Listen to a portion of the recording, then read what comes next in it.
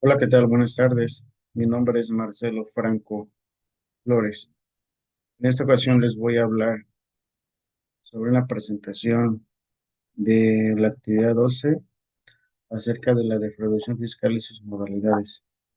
Durante el transcurso de este video o esta presentación voy a ir nombrando ciertas preguntas y posteriormente voy a dar su respuesta.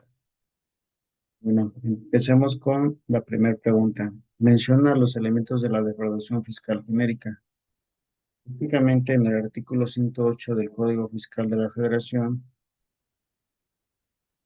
se dice o menciona que el que comete el delito de defraudación fiscal con uso de engaños o aprovechamiento de errores o omita total o parcial el pago de alguna contribución u obtenga un beneficio indefinido con perjuicio del fisco federal es quien está cometiendo ese delito.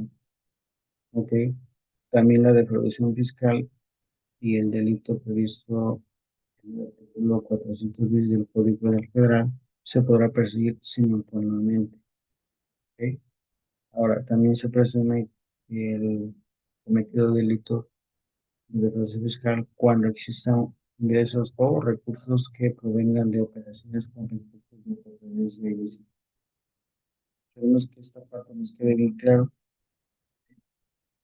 Continuamos. ¿Cuál es el único propósito de la voluntad del sujeto activo que comete el delito de defraudación fiscal? Bueno, no- no- bueno, sabemos que el propósito principal y único de la voluntad del sujeto activo es obtener un beneficio indebido con perjuicio al fisco federal, o en este caso también podría ser Hacienda. ¿Por qué hace esta persona o cometen estos delitos? ¿No?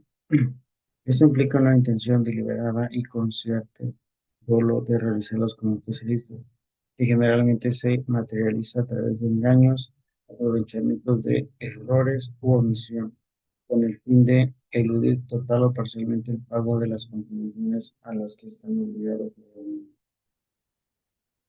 La siguiente pregunta es, que exponga un ejemplo de evasión fiscal genérica. Bueno, el ejemplo básico es omitir reiteradamente la expedición de comprobantes por las actividades que se realicen, siempre que las disposiciones fiscales establezcan la obligación de expedirlos.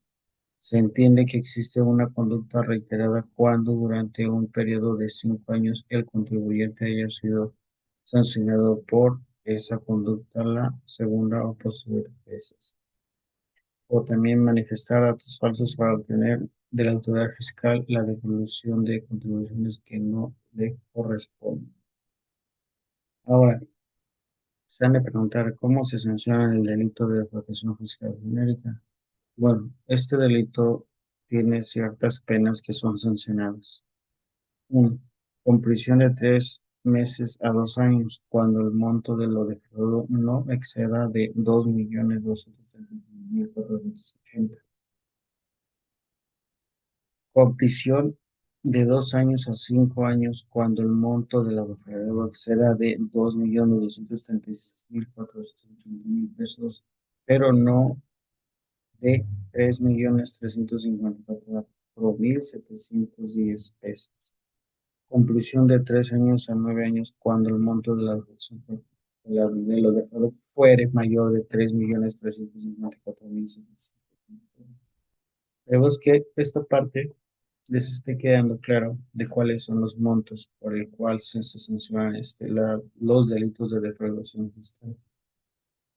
Continuamos. ¿Cuál es la diferencia entre la defraudación fiscal genérica y la equiparada? Prácticamente la diferencia principal de estas dos es que la equiparada radica en que si se ha presentado una declaración fiscal, la declaración genérica ocurre cuando se usan engaños o omisiones para evitar el pago total o parcial de impuestos, incluso sin haber presentado una declaración. En cambio, la declaración fiscal equiparada requiere la presentación de una declaración fiscal que contenga deducciones falsas.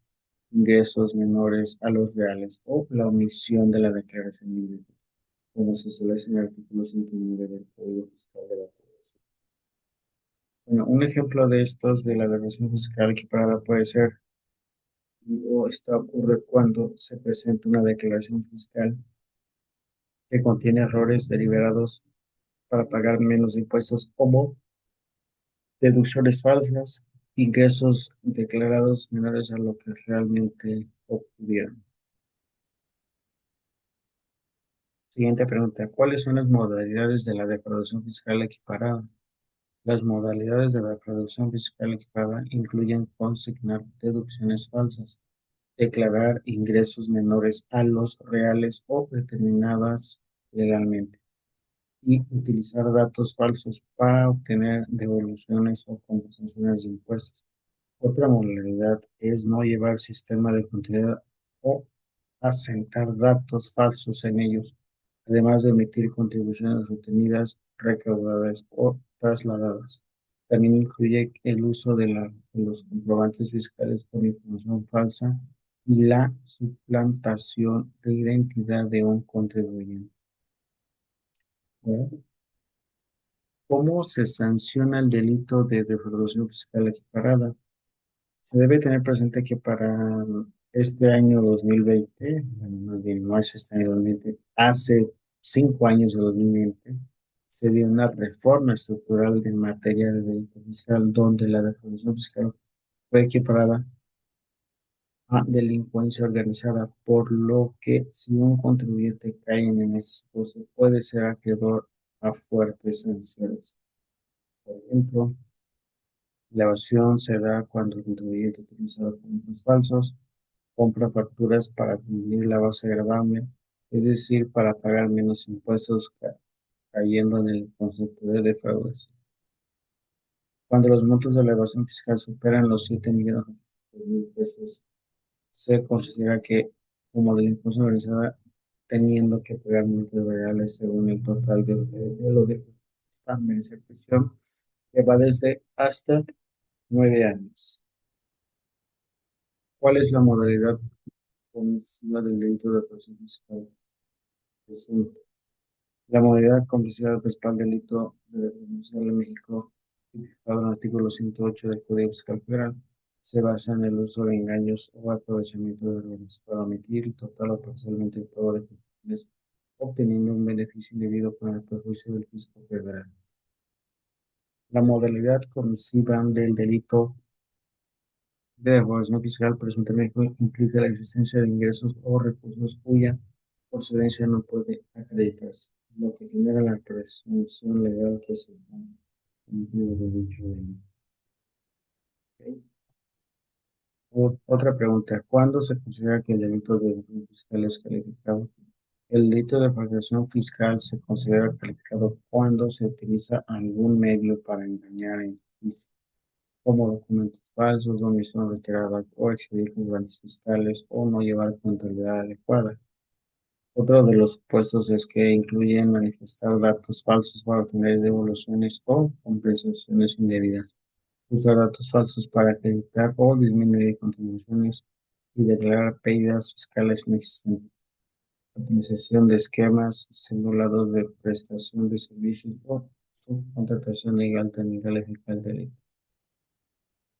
Otra pregunta, ¿de qué manera el contribuyente puede evitar el proceso de la comisión de delito de ejecución fiscal? Bueno, honestamente, esta pregunta así es